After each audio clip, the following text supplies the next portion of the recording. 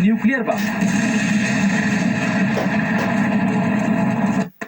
Israel ने आज तक खुद के पास न्यूक्लियर वेपन होने का दावा नहीं किया है, पर यह एक ओपन सीक्रेट है कि नेतन्याहू सेना ने अपनी सुरक्षा के लिए परमाणु बम बना लिए हैं। उन्हें जेरिको मिसाइलों पर लगाकर तैनात कर दिया गया है और ये मिसाइलें हजारों किलोमीटर की दूरी तक जा सकती हैं, यानी ईरान से लेकर मिडिल ईस्ट का हर एक देश इजराइल के टारगेट पर है।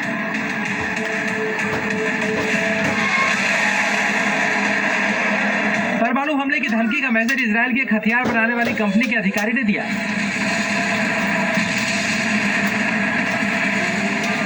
ये कंपनी इजरायली सेना के लिए लड़ाकू विमान, मिसाइल, मिलिट्री हेलीकॉप्टर, ड्रोन और सैटेलाइट बनाती है।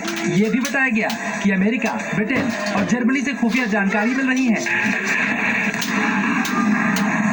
तो क्या परमाणु हमले की ये खबर जानबूझकर लीक की गई ताकि इजराइल के दुश्मनों तक कयामत वाला मैसेज पहुंच जाए? मिडिल ईस्ट में इजराइल के अलावा ईरान न्यूक्लियर बम बनाने के करीब है। इसके अलावा किसी देश के पास परमाणु हथियार नहीं है। वैसे लेबनान में हिजबुल्लाह वर्सेस इजराइल युद्ध में पर्दे के पीछे अमेरिका और ईरान भी आमने सामने होंगे। इसलिए माना जा रहा है कि मिडिल ईस्ट में अमेरिका और ईरान के हथियारों की टक्कर भी होने वाली है। इस जंग का असर मिडिल ईस्ट से दूर यूक्रेन वॉर जोन में भी पड़ जाता है, क्योंकि परमाणु हथियारों के अलावा इजराइल को बम मिसाइलों की सप्लाई अमेरिका से हो रही है और इन हथियारों पर पुतिन की भी नजर है। अमेरिका दुनिया में हथियारों की सबसे बड़ी फैक्ट्री है और दुनिया में युद्ध कहीं भी हो, अमेरिका में बने हथियारों का इस्तेमाल उस युद्ध में जरूर होता है। लेकिन रूस यूक्रेन वॉर और इजराइल हिजबुल्लाह युद्ध जैसे मोर्चों में एक साथ हथियारों की सप्लाई अमेरिका के लिए भी आसान नहीं होगी। ऐसे में हिजबुल्लाह पर जितने ज्यादा बम बरसेंगे, रूस की टेंशन उतनी ही कम होगी। रूस की सेना लगातार युद्धाभ्यास कर रही है। इसे यूक्रेन के खिलाफ बड़ी तैयारी से जोड़कर देखा जा रहा है।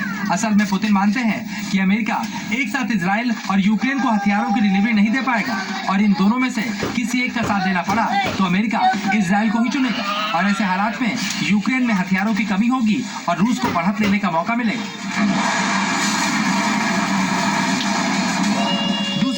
अगर इजराइल ने लेबनान या ईरान पर परमाणु हमला किया तो दुनिया का ध्यान बढ़ जाएगा और रूस उसका फायदा यूक्रेन में उठाएगा।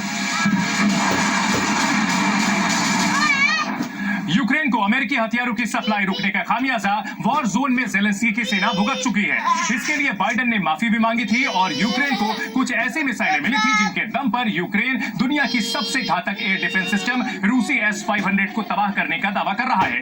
लेकिन ये घातक हथियार अगर हिजबुल्लाह के खिलाफ मिडिल ईस्ट के मोर्चे पर भेजे जाएंगे तो यूक्रेन वॉर जोन में F-16 जैसे फाइटर प्लेन्स की एंट्री से भी रूस को कोई फर्क नहीं पड़ेगा।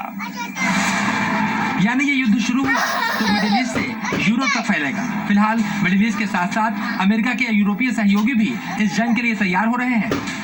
कनाडा, नीदरलैंड्स और जर्मनी समेत कई देशों ने अपने नागरिकों को लेबनान से बाहर निकालने की कोशिश शुरू कर दी।